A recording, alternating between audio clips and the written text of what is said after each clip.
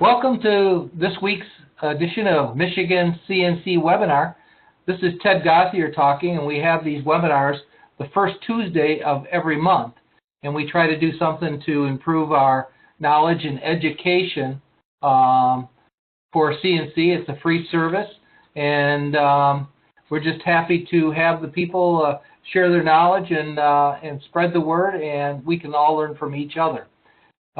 Tonight's presentation was a last-minute thing because what we had lined up for tonight was a talk from Eric Royer, who owns Stepcraft CNC, and he was going to talk not necessarily on the computers, the CNCs that he sells, but he was going to talk about animation of trying to automate your CNC and make it a little bit easier to use, possibly with the tool changer and some functions that your CNC might assist and improve the working environment. What happened at the last minute, he came down with the flu and he could barely even get out of bed. So at the last minute, I called Don Batts, and he's volunteered to fill in for tonight, and he's going to be our speaker. Just one more point I wanted to make out, and I'll probably remind at the end of this webinar, is, like I had mentioned earlier, we try to have these seminars the first Tuesday of every month. However, I'm going to be gone traveling the first Tuesday in April. So we're going to do another webinar the last Friday of this month, which will be Friday, March 28th. I'll send out a notification and remind people, but we've got Mike Marshall, who does really fabulous jobs.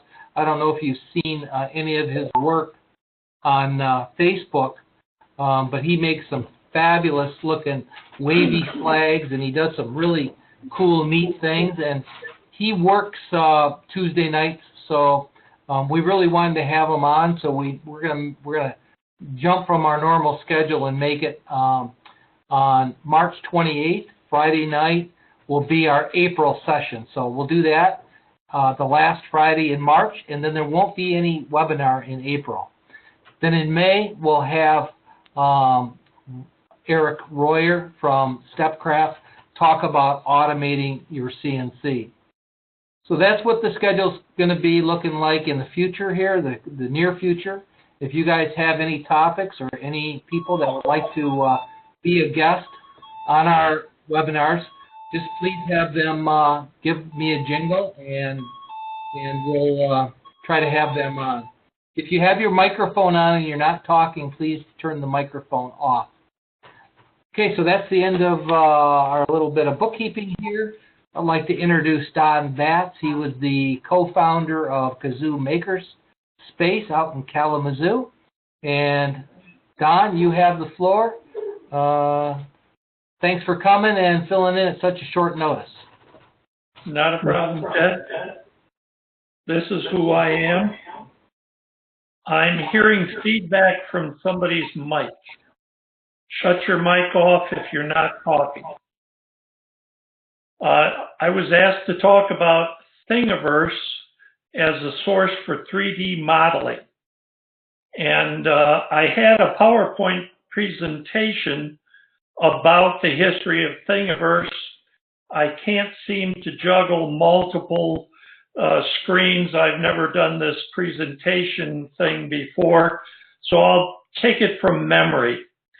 Thingiverse is spelled Thing-I-verse, not Thing-A-verse. And its URL is thingiverse.com. That's something you should write down. Everything you see on the left as a Word document will be attached to the video that Ted posts after this is done.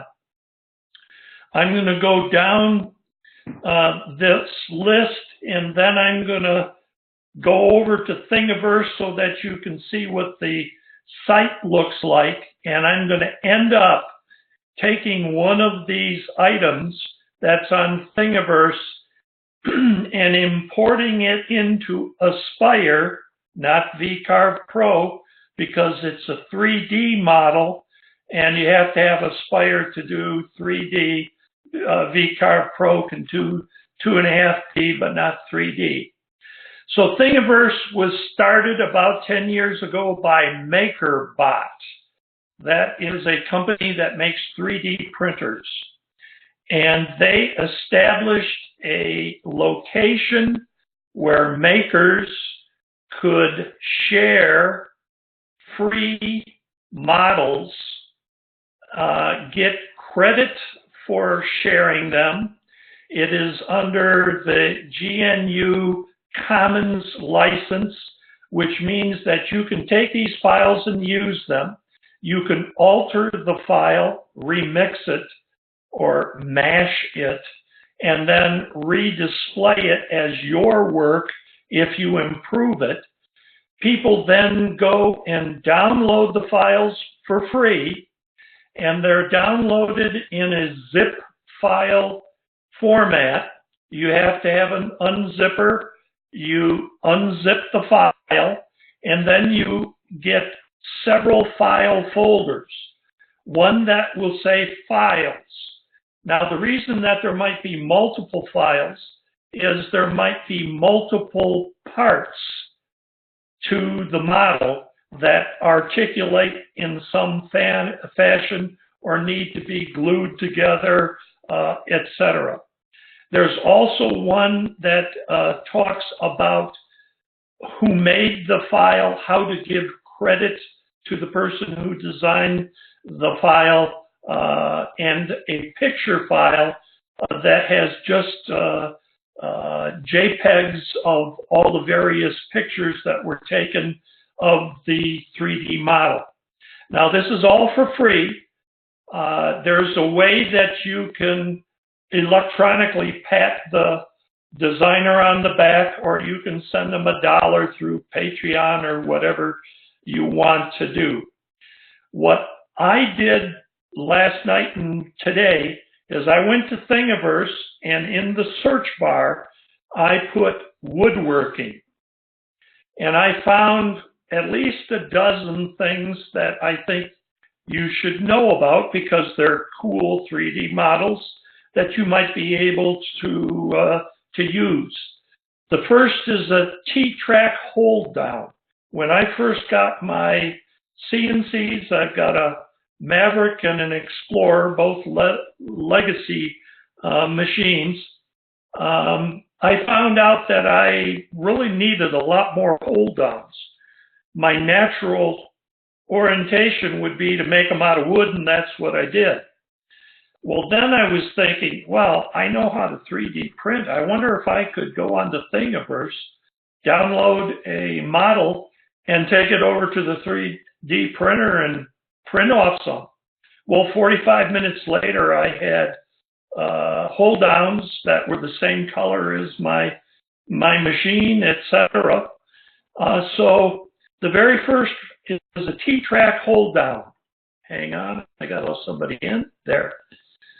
The second one is a very useful one for those of you who want to shut off your spindle or router, put a bolt attached to a spring device that holds a Sharpie pen, and then convert your CNC into a plotter.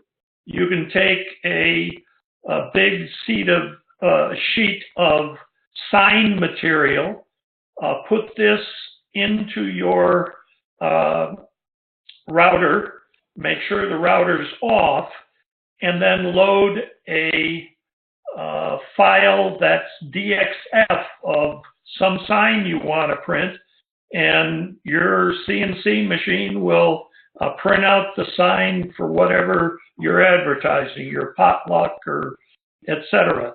So a Sharpie pen holder for plotting DXF files, very cool. I'll show you that one.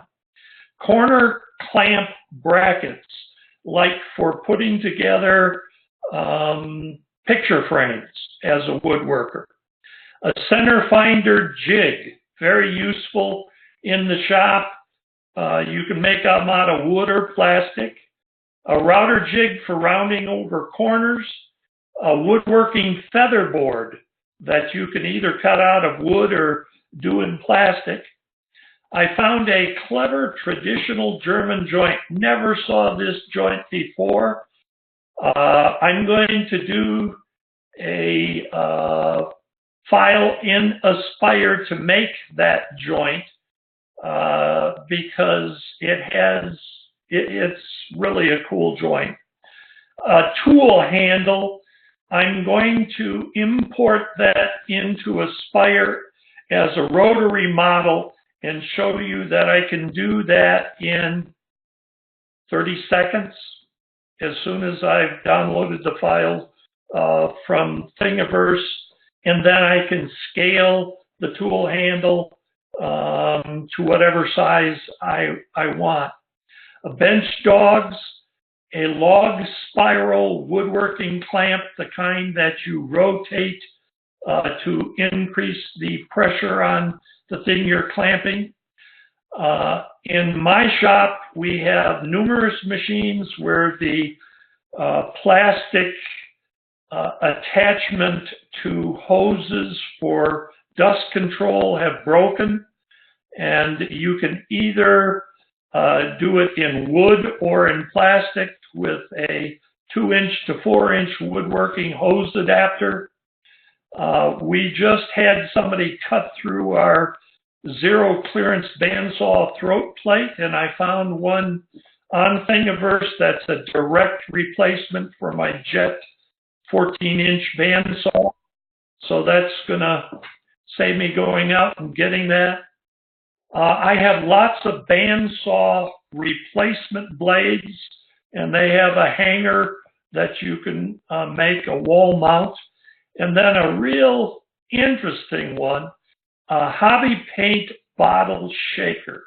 Now, a lot of us paint our signs, and we have lots of little bottles of that hobby paint.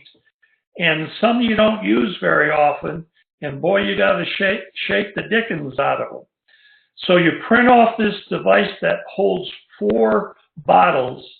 You take your reciprocating saw, your what's the brand name? Sawzall, and you glue the thing in, load them into the holder, turn the Sawzall on, and it shakes 4 bottles of these paints at one time in no time.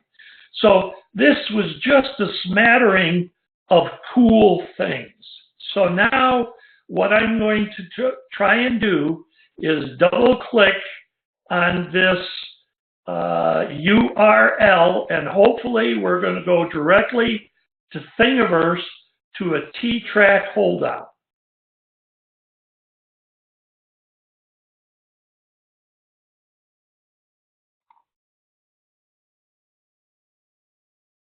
Oh boy, that isn't going to work. So my next possibility is to call up this.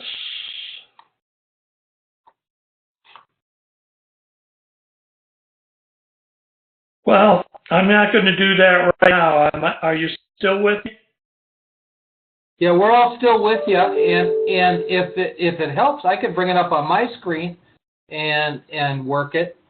Okay, let me go through the bottom of the pros at the bottom, and then I will have you do that. And I will keep my microphone on, so as you do things, I can comment on it. Now, some of the above examples are better 3D printed than carved. And I hope that this webinar is going to whet your appetite for expanding your skills into additive manufacture, 3D printing. Because let me tell you, everything that you've learned for CNC is going to stand you in good stead for allowing you to get into 3D printing painlessly. Go to your local makerspace and use their machine. The machines cost $200 now. So, you know, That's what, how many bits that we buy for our CNC machine.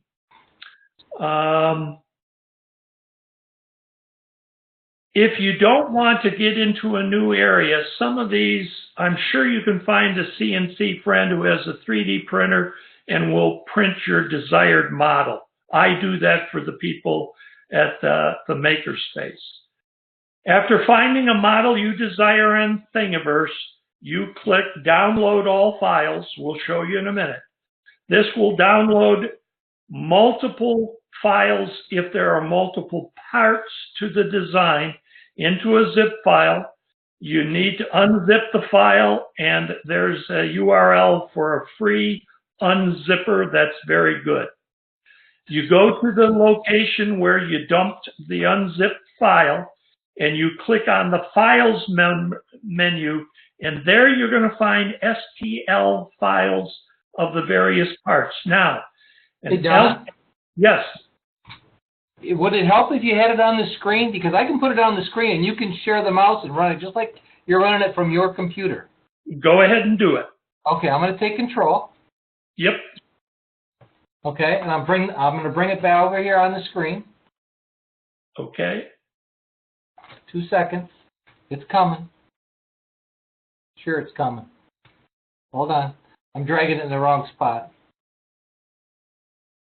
Let's see.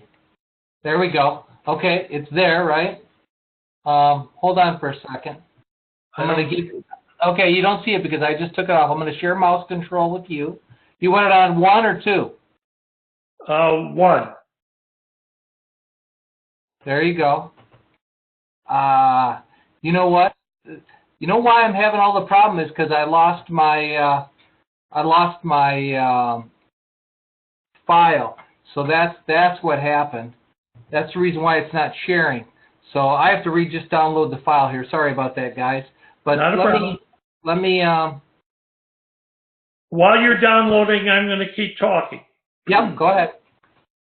So once you download it, you click on the file, and you will find the STL files. Now remember, STL files are a 3D model, just the skin of the model made out of triangles.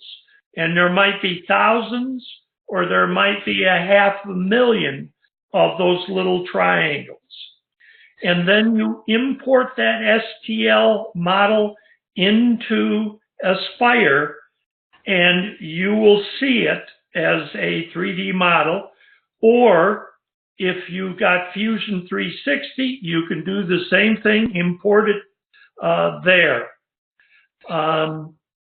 In Fusion 360, you follow different instructions. Now, the only reason I'm talking about Fusion 360 is you can make molds in Fusion 360 because they have draft angle buttons. When you make a mold, you never want 90-degree vertical sides because when you try and pull your piece out of the mold, the suction won't let it come.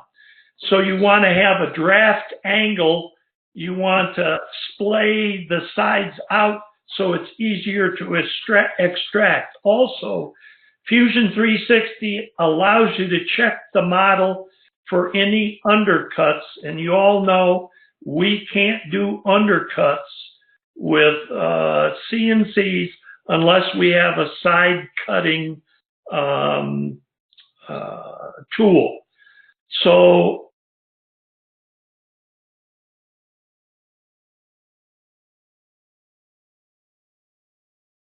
okay.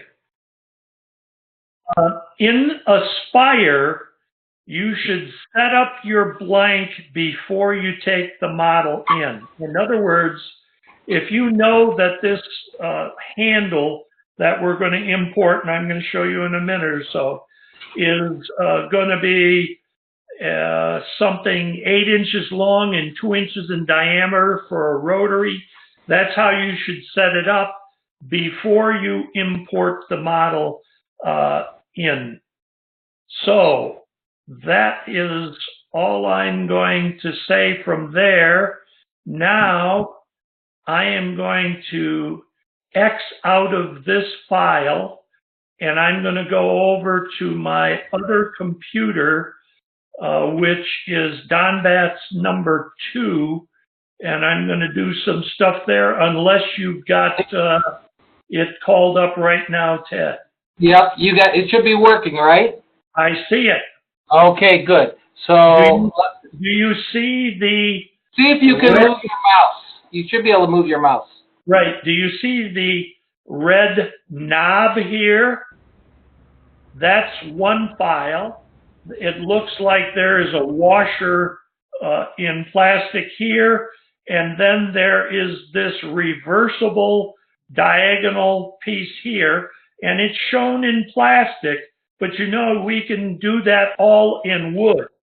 And you can take this hole down and you can reverse it and use this end to hold down and this other end to be on the table. You can reverse those. So that's a parametric CNC hold down. The reason it's parametric is that you can scale it from what he has designed it to fit your own uses. You can see that it's attached to a bolt. It's a standard bolt that fits into your T-track. So that's the very first thing that I was going to show you. Now, if Ted, you could go over to clever traditional German joint. Call that one up.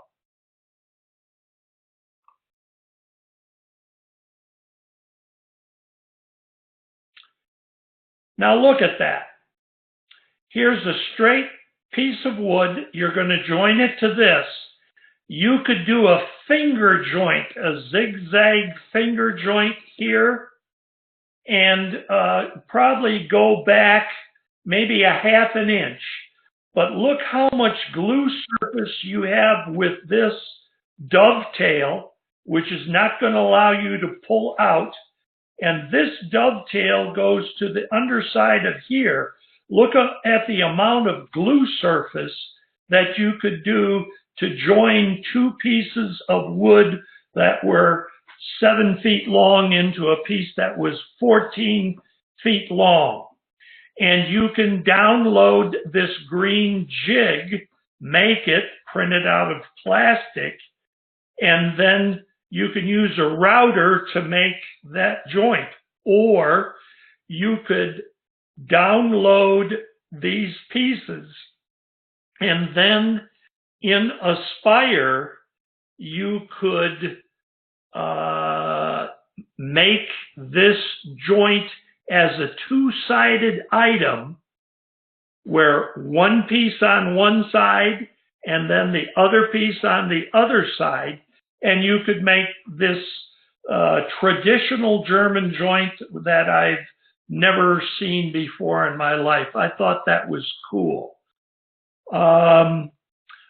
Next, I would like you to do zero clearance bandsaw throat plate. Ted.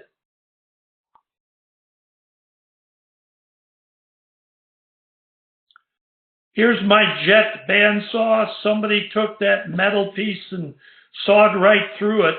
I've measured that. It's exactly 2.5 inches in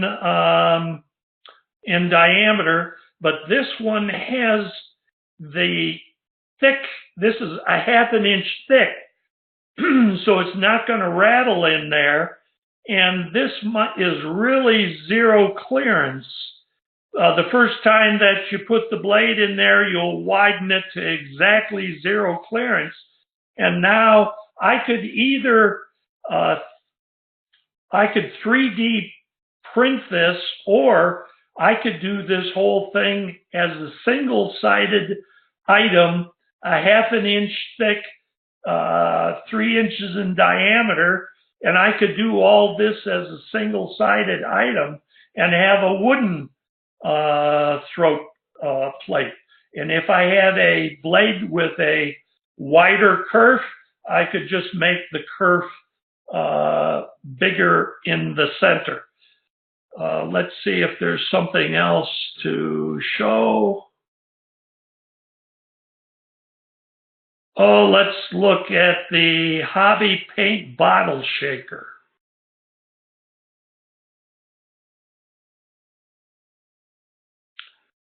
So this is a sawed-off Sawzall blade into this device that has a central core that holds 4 bottles of paint, and you can watch this video.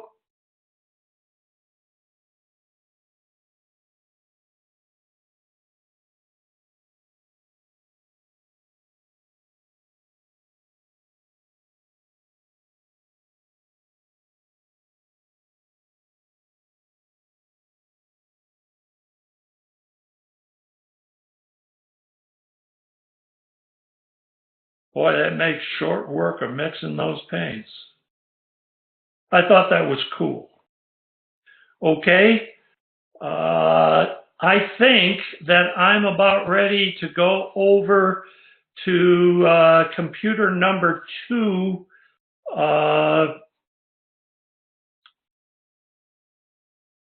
Ted.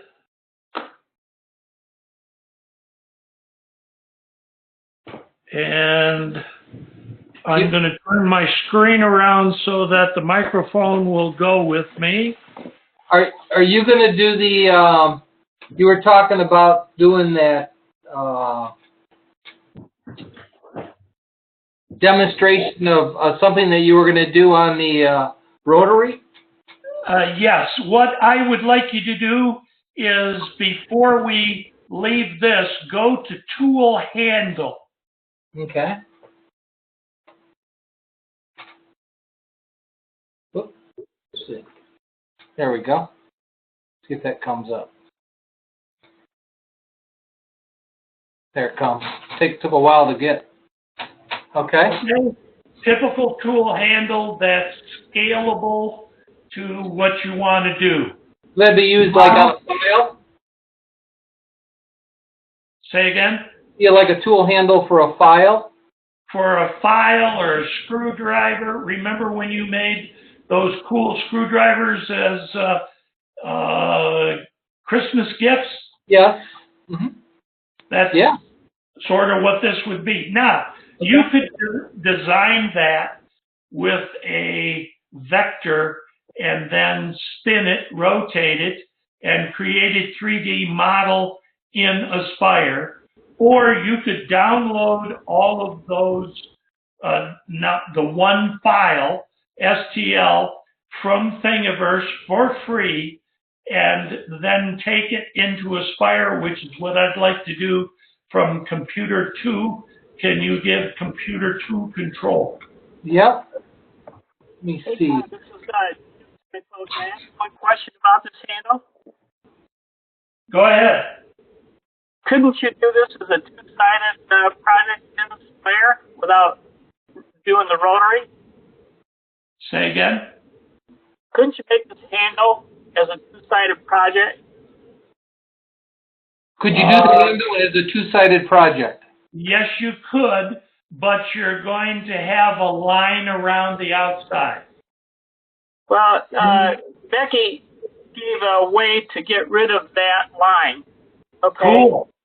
At Metric, you just take your zero plane and you drop it down like -0.1, and it'll take it down past the joint, and it does not, it takes custom parts out. I've used that and it works great. Cool. I learned something tonight too. Okay. Oh, thanks. I'm going to accept and share. And now, can you see a screen that says Aspire? Yes. Okay. So here's the job setup. I'm using rotary right here. And I'm making the length, oh, let's make it 8 inches. Hey, The Don, is diameter- your screen maximized? Nope. Maximize it if you would. There you go. Okay. So I got 8 inches. And wait a minute, I'm not finished. Diameter 2 inches. It's a cylinder axis because it's rotary. I'm going to just do it rotary for this presentation. I'm going to put Z0 as the central axis of the cylinder, XY datum in the center, run along the X-axis, and we'll do it in maple and say OK. Now I'm going to go up to model right here, and I'm going to import a component 3D model. And here I have tool handle 2. I'm going to click on that and say open. Did that take 30 seconds? I have a 3D model from Thingiverse into Aspire, and now all I have to do is size it. I'm locking X, Y, Z. Top was correct, a full 3D model, and I'm locking the X-Y ratio because I like the proportion. We'll scale the model to fit the material and say OK. And there's the handle. And now it's just a matter of going over and doing the tool pathing for it as a rotary piece. So the point of this is, if you can find a model that is one-sided, two-sided, or rotary on Thingiverse, you can import the 3D model and then tool path it either as a single-side, double-sided, or rotary, and you can do that without any cost to you because the Thingiverse models are free. That's about my presentation. Well, it was wonderful. Does anybody have any questions about Thingiverse? I'm going to go ahead and take back control. You know, the only question I have, Ted, is, Don, what 3D printer would you recommend, or what company? Right now, Creality, C-R-E-A-L-I-T-Y. The model that I would recommend is the Ender, E-N-D-E-R 3. You can get the whole thing with no tax, shipped from China.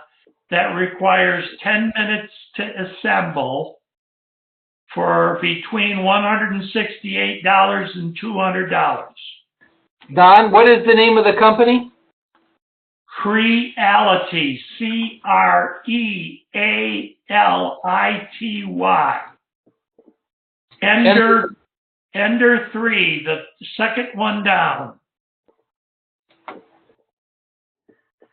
Thanks, Don. That's great information. That's printer under $200. Now, that's it. And see, it's $194.99 shipped from China. You have a build volume of about 10 inches by 10 inches by 12 inches. That, for most of the jigs that you're going to want to make for CNC and woodworking use, that's big enough. Now, I got the Creality CR10 Mini is the one I purchased. You pay just a little, Creality CR10 Mini. Let me see if it comes up here under their other printers. It is. CR10 Mini, huh? CR10 Mini. There it is. Where? Bottom left. Right here. Right there. That cost me $40 more. So $339. You actually own this machine? I actually own this machine, and that's what I print my stuff with. At the Maker Space, we have 3D printers that are 3 feet tall and 12 inches in diameter. And Do you have this at your home? I have the one on the screen at home. Right.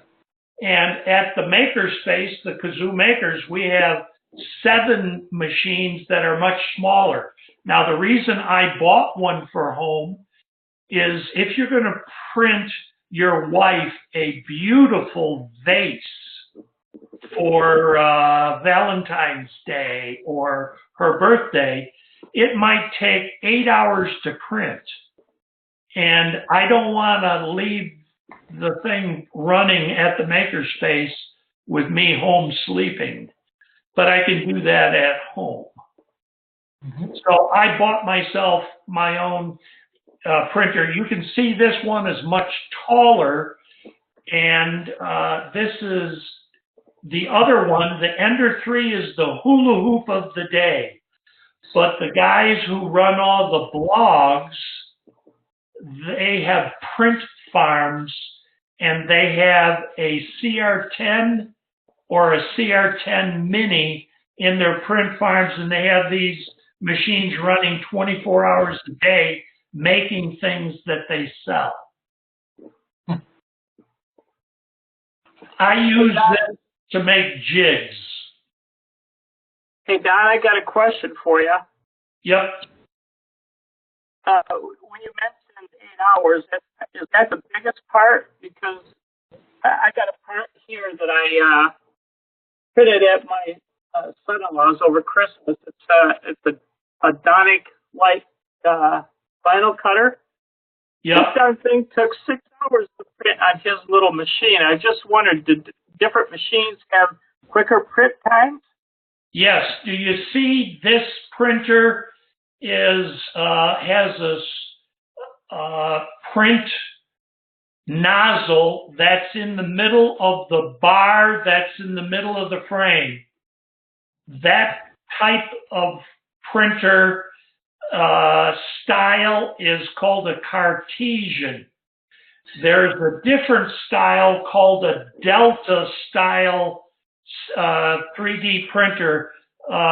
Ted, go into Google and type in Delta style 3D printer.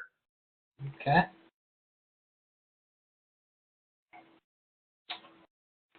See, I think, okay, let's see, I just...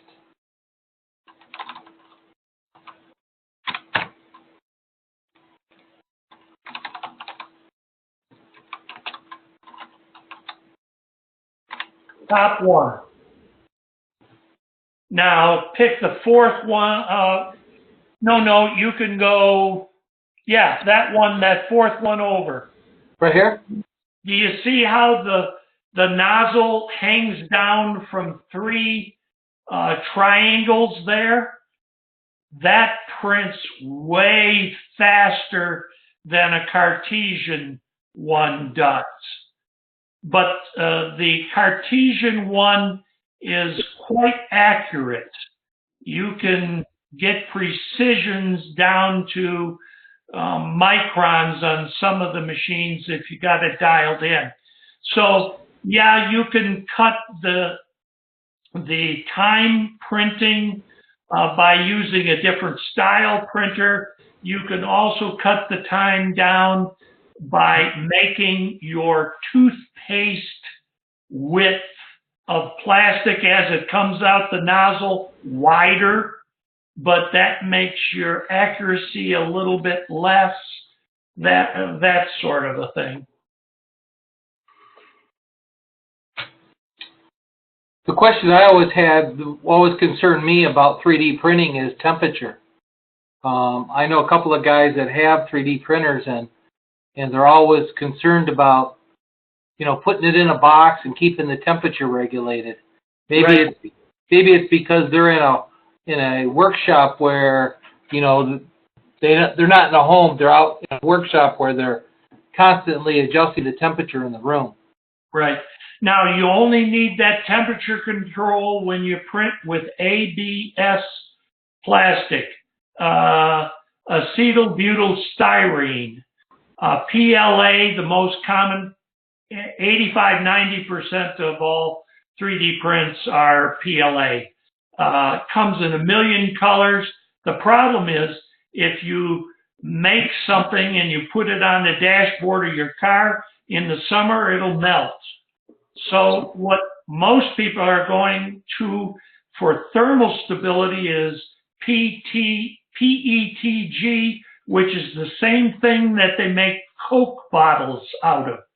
Comes in wild colors, thermally stable, strong. Now, if you really want strength, you print in nylon.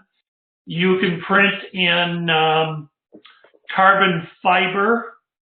You can print in brass, copper. You can print in wood.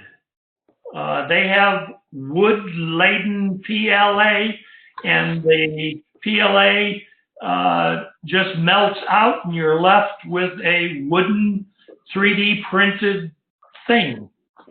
So the reels of plastic, a kilogram, 2.5 pounds, I think that's right, is in Grand Rapids. They make it very high quality filament. And if you're from West Michigan, they give you a 10% discount. So it costs $27, and boy, a reel will last you a long time. So you can print things for pennies.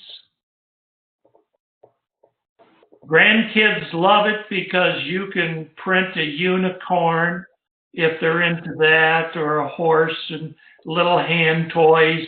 I'm not into that. I'm into printing jigs. That's both, Ted and I have that device. I printed mine out of ABS. You can see that the bolt, which is a 3-inch long bolt, that's the threads on the left end side were cut off, so you can put that smooth end of the bolt into your collet of either your router or your spindle. And now that Sharpie pen, which is held in with that little screw, you push down on a piece of paper, so it's pushing into it about 1 millimeter, and then you just tell it to go, and it makes your plot or your sign or whatever, and it works beautifully. I'll tell you why I found it handy is I've had a couple people ask me to, you know, cut out instrument panels on their airplane. And you know, an instrument panel on an airplane or a car, you know, you have a lot of things you've got to cut holes in, like circles and squares, radios and things like that. And before I made the cut, what I would do is I would have it all drawn out, and then I would just run the pen plotter. Now, you don't have to necessarily use a felt pen. You can just use an ink pen, or just a regular, you know, just a regular pen or a fine point pen. A lot of times I'll use a fine point Sharpie, and I'll run that whole thing, and it draws out the whole instrument panel and all the holes, and then I could give it to them on a piece of cardboard, and they can go out there and set it and see if it fits. They cut out all the holes or whatever, and it's a real nice way to do it, to get an idea of scale, because it's a pretty much exact scale of what's going to happen when you cut it out on your CNC. Now, we'll try to wrap this thing up because we're pushing 8 o'clock, but I just want to let you guys know that I don't own a 3D printer, and I've kind of always been a little bit against it until tonight. One of the reasons why is because it's another learning curve, and it's another thing to have around the house, and now I've got to have all this extra plastic, you know, reels and the different colors and the different types. And I just kind of said, I have more stuff to hang on to, and then it's another learning curve. But with that said, what I've always done in the past is I know 2 or 3 people that have 3D printers, and I've always said to them, and it's worked out pretty good so far, is that, look, you need something done on the CNC, I'll make it. I need something done on the 3D printer, you make it. So that's what I've done in the past until tonight when I see all these different things that I could be using. I wouldn't want to go to somebody and say, hey, can you make me 10 of those hold-down, T-track hold-downs? And that's what I would want. So, you know, seeing these things, it kind of gives you another look at, hey, I may possibly have a real use for these things. It's kind of like the CNC. You say, well, what will I build with it, or what will I use the CNC for? Well, you really know, but you don't know until you have it. And then once you have it, all of a sudden, people start coming to you and saying, hey, can you make this, or can you do this? And then you're able to say, yeah, I can do that, or I know somebody that can help me learn how to do that. So those are my thoughts. Anybody else like to chime in with a couple of thoughts before we close out tonight?